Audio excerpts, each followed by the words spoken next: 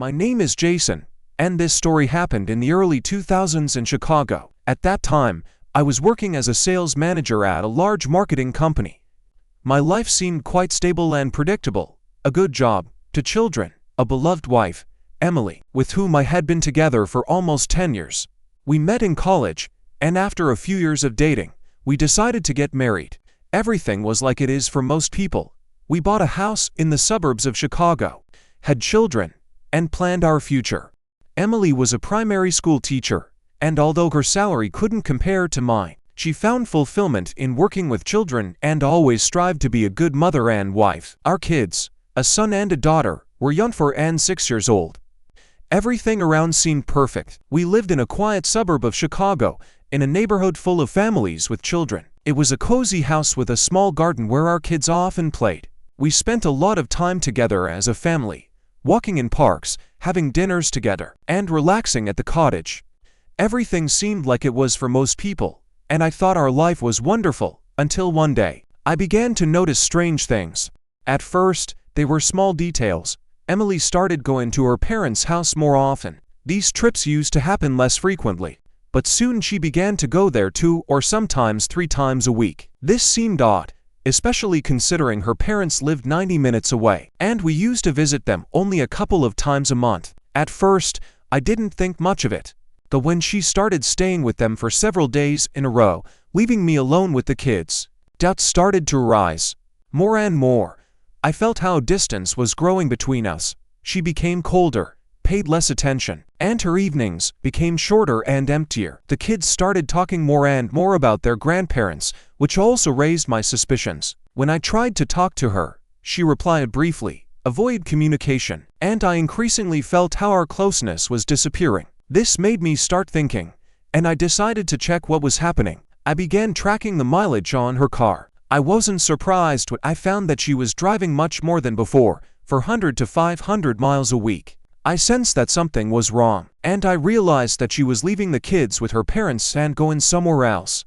One day, when I was home alone, I noticed she had left a sticker with the password to her AOL email on the table, next to the computer. This moment became a turning point.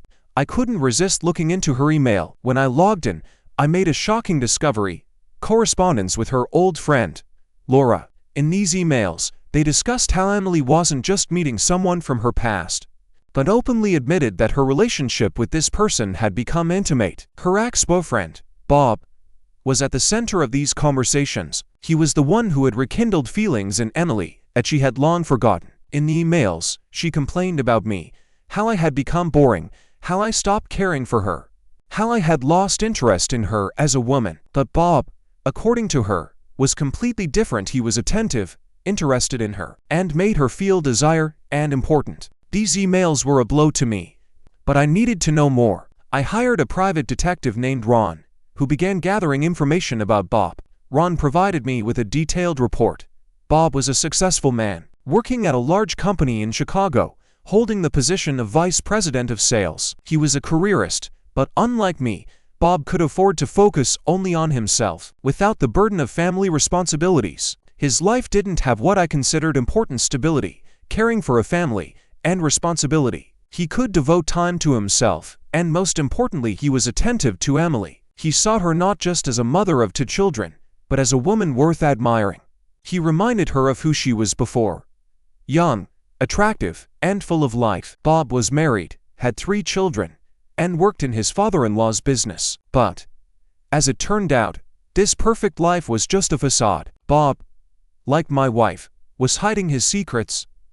When I learned all of this, it became clear to me. Emily wasn't just seeking adventure, she was looking for a way to return to herself, to the woman she was at the beginning of our relationship. With Bob, she once again felt desire and alive. She was missing that feeling, which had long been forgotten in the routine of family life. Emily had perhaps begun to feel that something important was missing in her life, something that was there at the beginning of our relationship: the intense emotions and passionate feelings. Over time, family, work, and caring for the children overshadowed her personal needs. She began to feel not like a woman, but more like a mother and wife, whose desires and needs were left in the background. Meeting Bob rekindled that forgotten fire in her, the feeling of her own value and attractiveness, which prompted her to seek this feeling outside of home. I gathered all the evidence and decided it was time to act. My divorce from Emily wasn't driven by an emotional outburst, but for me, it was the final realization that she was looking for not only physical attraction, but something deeper, something she couldn't find in our marriage. I couldn't be the person who could give her what she was searching for. Today I filed for divorce. I also asked Ron to send all the materials about Bob to his wife. She deserved to know the truth. She received the information with horror and soon took action. She took the children, drained their joint account, and left him homeless. Bob's divorce became a real storm. He lost everything, and his wife, having found a job in her father's company, moved on with her life without him. As for Emily and me, we parted quietly, but I no longer wanted to keep her in my life. I didn't hate her, but now everything that connected me to her was our children. I didn't try to win her back. I didn't try to restore our relationship. I simply walked away. Time passed, and I realized that everything that happened taught me one important lesson. Sometimes, when we are consumed by our lives and worries, we can miss the person next to us until they decide to find what they're missing somewhere else. When I actually realized that the marriage with Emily couldn't be saved, I understood something important. It wasn't just the end of our relationship, but also a moment when I could focus on myself. Over the years, I had forgotten who I was. I became a husband, a father, responsible for others, but lost myself. I lost what I needed, what I once thought was important. I was no longer the person who just lived habitually, day by day, without thinking about my own desires and feelings. Now, after everything that happened, I decided not to cling to the past but to start with a clean slate. It wasn't about revenge or wanting to punish Emily. It was more about me getting back to myself. I realized that I couldn't just stay in the shadows, living for others, forgetting about my own needs. I could rebuild my life from scratch, without looking back, and I was ready to move forward, with a new understanding that I too deserve happiness. What would you have done in my place? Would you seek revenge, or would you just leave and keep living? Write your thoughts in the comments.